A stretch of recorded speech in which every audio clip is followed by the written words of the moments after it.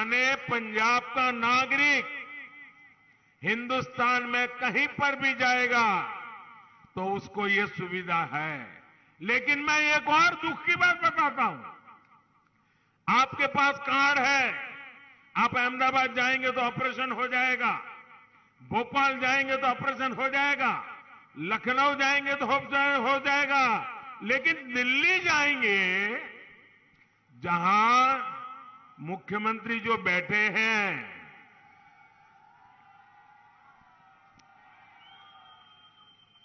दिल्ली में जहां दिल्ली सरकार की अस्पतालें हैं, वहां पर आपको मना कर देंगे। क्यों? क्योंकि इस योजना के साथ वो जुड़ने के लिए तैयार नहीं है। आप मुझे बताइए भैया, आपको भारत सरकार 5 लाख रुपए तक बीमारी के लिए खर्च दे रही है, तो पंजाब के लोगों को अगर दिल्ली में कहीं मदद जरूर पड़ जाए तो तुम्हारे पेट में चूहे क्यों दौड़ रहे थे? मुझे समझ नहीं आ रहा है। और जो लोग दिल्ली में आपको घुसने नहीं देना चाहते, वो आपसे वोट मांग रहे हैं। क्या ऐसे लोगों को पंजाब में कुछ भी करने का हक है क्या? है क्या? भाइयों बहनों, हमने जो आयुष्मान भारत योजना की बात बनाई है, इससे पंजाब के गरीबों के करीब करीब 2000 करोड़ रुपए बचे हैं। 2000 करोड़ रुपए। अब कल्पना कीजिए, गरीब के लिए 2000 करोड़ रुपए उसकी बीमारी में काम करने का काम दिल्ली में मोदी बैठ करके कर रहा है। भाइयों बहनों, ये हमारे दिल में आपके प्रति चिंता है। पंजाब में 300 से ज्यादा जन औषधि केंद्र चल रहे हैं और वहां पर जो बाजार में महंगी दवाई मिलती है, वैसी ही दवाई में कोई समझौता नहीं, कोई कॉम्प्रोमाइज नहीं, उसकी क्वालिटी में कोई कॉम्प्रोमाइज नहीं। लेकिन हमने जो जन औषधि केंद्र खोले हैं, जो बाजार में दवाई 100 रुपये में मिलती है, वही दवाई यहां 10 रुपये 20 रुपये में मिल जाती है। भाइयों, ये काम हमने किया। हम कैसे मदद कर रहे हैं देखिए आप। अगर किसी के परिवार में बुजुर्ग मां बाप है, डायबिटीज हो गया, रोज उनको गोलियां लेनी पड़ रही है, इंजेक्शन लेना पड़ रहा है, अगर ये दवाइयां घर में ला दे, महीने का 2-2.5 हजार का खर्चा तो होता ही होता है। मध्यम वर्ग के परिवार पर 2-2.5 हजार का दवाई का बोझ लग जाता है। लेकिन अगर जन औषधि से ले आएंगे दवाई, तो सिर्फ 100-150 रुपये में आपका काम चल जाएगा। हर गरीब परिवार का, मध्यम वर्ग के परिवार का 1000-1500 रुपया बचेगा कि नहीं बचेगा? बचेगा कि नहीं बचेगा? लेकिन हम इसके लिए अरबों खरबों की जाहिरात नहीं करते भाई। हम तो गरीब के लिए जीते हैं, गरीब के लिए काम करते हैं, मध्यम वर्ग के लिए जीते हैं, मध्यम वर्ग के लिए काम करते हैं। अगर हाई ब्लड प्रेशर है, अगर उन्हें ऐसे स्टोर में गए, बहुत सस्ते में दवाई मिल जाएगी। इन केंद्रों से भी हर साल पंजाब के लोगों को करीब करीब 300 करोड़ रुपयों का फायदा हो रहा है। यहां के नागरिकों को दवाई के खर्चे में 300 करोड़ की बचत। भाइयों बहनों, ये मदद है कि नहीं है? ये मदद है कि नहीं है? ये आपका भला करने के लिए है कि नहीं है? क्या कभी हमने किसी अखबार में इश्तिहार दिया है क्या? एडवर्टाइजमेंट दिया है क्या? इसी तरह हमारी सरकार ने जो स्टेंट के पैसे कम कराए हैं, हृदय की बीमारी हो, हार्ट का स्टेंट लगाना है, आजकल नी की बीमारी हो जाती है, 50-60 साल की उम्र के बाद शुरू हो जाता है, नी ट्रांसप्लांट करवाते हैं, इसमें भी हमने उसके दाम बहुत कम करवा दिए, कानून का उपयोग किया। और इसके कारण जिन जिन लोगों ने हृदय में अगर स्टेंट लगवाया है, हार्ट में ऑपरेशन करवाया है या नी ऑपरेशन करवाया है, उसके भी करोड़ों रुपयों की बचत हुई है। भाइयों बहनों, हेल्थ सेक्टर में काम कैसे होता है, इसके ये उदाहरण मैं बताता हूं। पीएम किसान सम्मान निधि के तहत केंद्र सरकार ने पंजाब के किसानों के बैंक खातों में 3,700 करोड़ रुपया 3,700 करोड़ रुपया सीधा सीधा किसान के बैंक के खातों में जमा हुआ है। अकेले पंजाब में, बीच में कोई कंपनी, कट की कंपनी नहीं, कोई बिचौलिया नहीं, कोई माफिया नहीं, सीधा। भाइयों बहनों, मुझे बताइए, किसान मुझे आशीर्वाद देगा कि नहीं देगा? देगा कि नहीं देगा? इसका लाभ पंजाब में करीब 23 लाख किसानों को मिला है।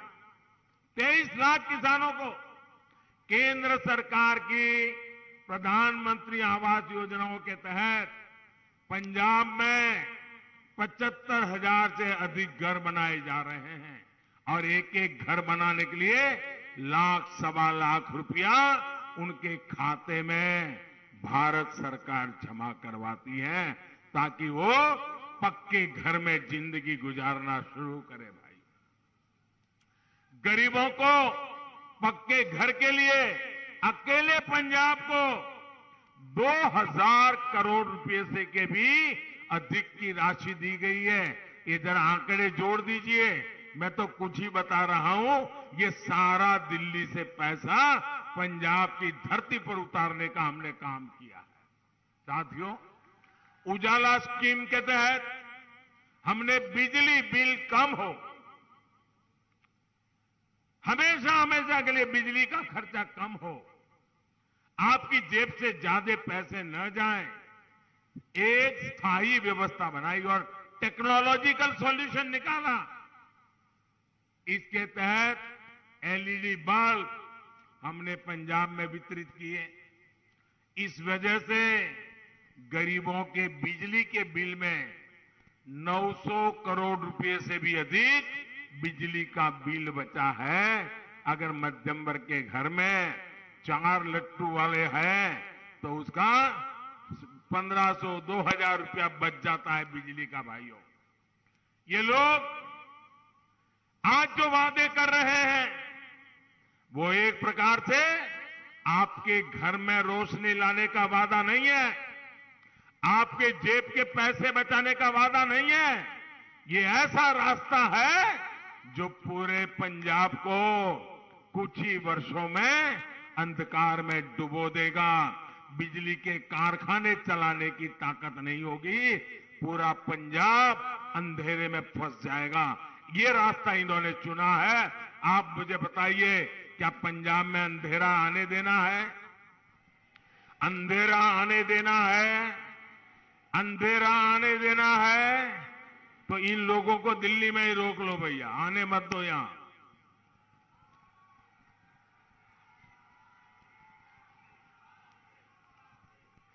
हम इस बात की व्यवस्था भी कर रहे हैं कि ना सिर्फ बिजली का बिल कम हो, बल्कि बिजली कारखाने भी अच्छे ढंग से चले और जरूरत के हिसाब से नए कारखाने भी लगे। साथियों, 84 के दंगों के समय जब कांग्रेस के नेता नौसंवार चल रहा था और कांग्रेस के नेता क्या कर रहे थे, हुक्म कहां से आ रहे थे, ये आपसे ज्यादा और कौन जानता है भाइयों।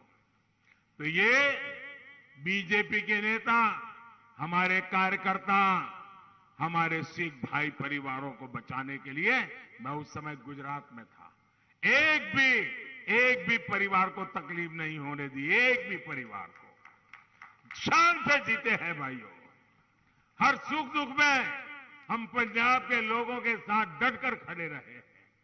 साथियों, कांग्रेस हमेशा से एक क्षेत्र के लोगों को दूसरे से लड़ाती रहती है ताकि उनकी गाड़ी चल जाए।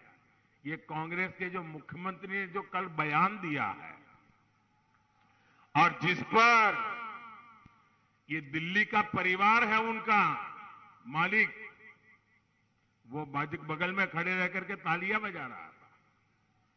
बताइए। और ये पूरे देश ने देखा है।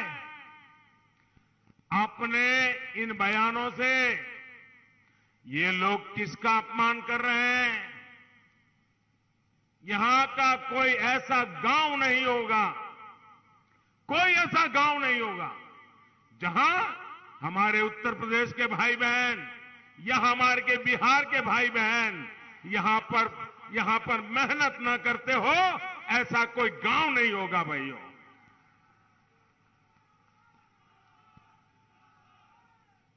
कल ही हमने संत रविदास जी की जयंती मनाई है। संत रविदास जी की जयंती मनाई है। मैं जरा इन नेताओं से पूछना चाहता हूं, आप मुझे बताइए, संत रविदास जी कहां पैदा हुए थे? क्या पंजाब में पैदा हुए थे क्या?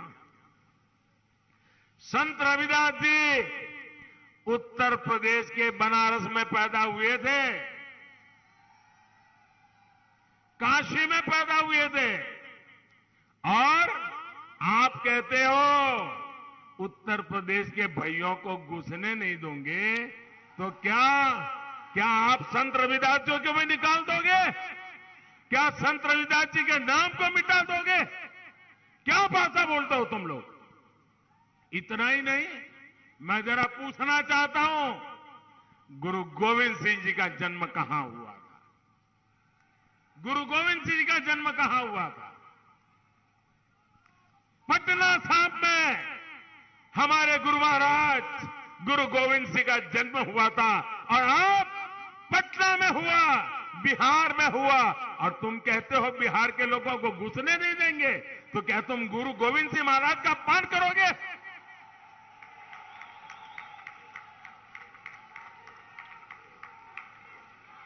आप गुरु गोविंद सिंह जी का अपमान सहन करोगे क्या? जिस मिट्टी में गुरु गोविंद सिंह जी ने जन्म लिया, उस मिट्टी का अपमान करोगे क्या? जिस मिट्टी में गुरु गोविंद सिंह जी ने जन्म लेकर के हमारी रक्षा की, उस मिट्टी के संतानों को पंजाब में घुसने नहीं देंगे, ये भाषा का प्रयोग करोगे क्या?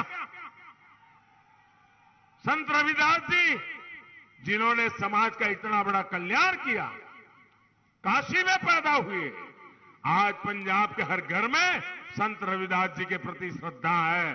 क्या आप उनको भी निकाल दोगे? हम यूपी बिहार के लोगों को घुसने नहीं देंगे।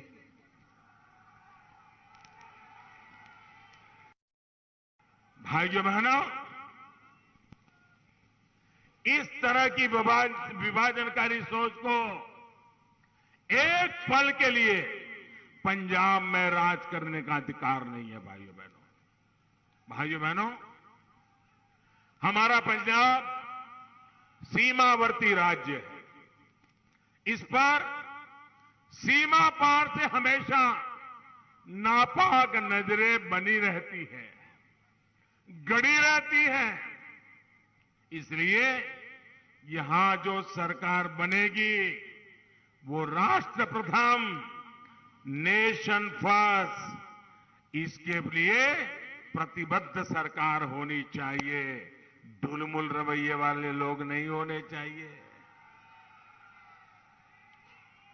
जो लोग भारत को एक राष्ट्र ही नहीं मानते, देश की अखंडता, पंजाब की सुरक्षा, ऐसे लोगों के हाथ में हम सुपुर्द नहीं कर सकते हैं। पंजाब वैसे भी आज अनेक चुनौतियों का मुकाबला कर रहा है। इन चुनौतियों में अब एक समस्या अस्थिरता वाली हमने किसी भी हालत में जोड़नी नहीं है। लेकिन आज कांग्रेस पंजाब को फिर से अस्थिरता की तरफ ले जाने का प्रयास कर रही है। साथियों, कांग्रेस की जो पार्टनर इन क्राइम एक नई पार्टियां आई हैं, वो भी एक के बाद एक रोज नए झूठ, रोज नई मनगढ़ंत बातें पंजाब में आकर बोल रहे हैं।